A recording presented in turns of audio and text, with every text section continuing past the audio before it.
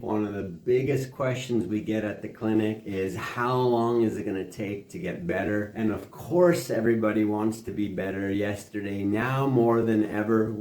Hey everyone, it's Dr. Dave, Toronto Neck and Back Pain Clinic.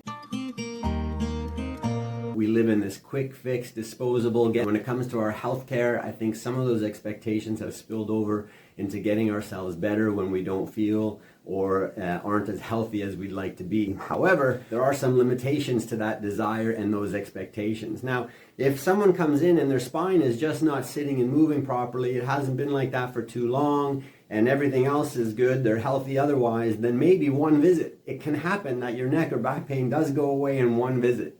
However, that's at one end of the spectrum. If that spine, for whatever reason, has not been sitting and moving right long enough, the parts could now be damaged. There could be some structural issues going on there that will limit how much recovery we can. That doesn't mean you can't get recovery. It's just a question of how much can we get and how long will it take. And certainly, the further someone is down that progression, it would be logical to think maybe it's going to take a little more work than someone who hasn't been further down that progression. Now, that's simple enough and most people can accept that. What's harder to accept is that it's not an age-related phenomenon. It's a time-related phenomenon. So if your spine has not been sitting and moving right for some time, it may be harder to correct. And that can happen early in life, it can happen later in life, it can happen whenever in life. And the other thing that we don't always realize is that that problem has not just been happening since we felt it. Like many other health conditions, it has a lead-up time. Heart disease, cancer, diabetes, we're kind of accepting of and understand that we didn't develop those conditions overnight. They come down to lifestyle, genetics, things that have been brewing for some time.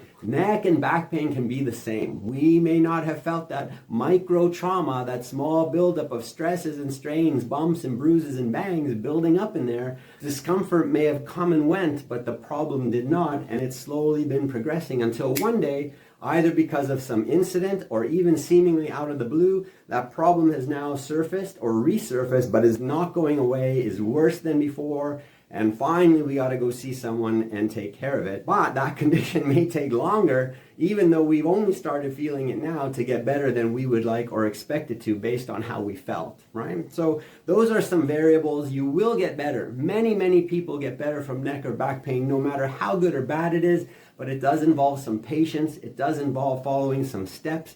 It doesn't necessarily need to be long-term, but it might be, depending on how good or bad things are. And that's the value of getting checked. So you can determine what your variables are in your case and try to follow a plan as short and concise and as rapid as you can possibly get it to be, of course, but also to do enough so that you're not on a roller coaster ride of that problem coming and going. You'd like to get rid of it.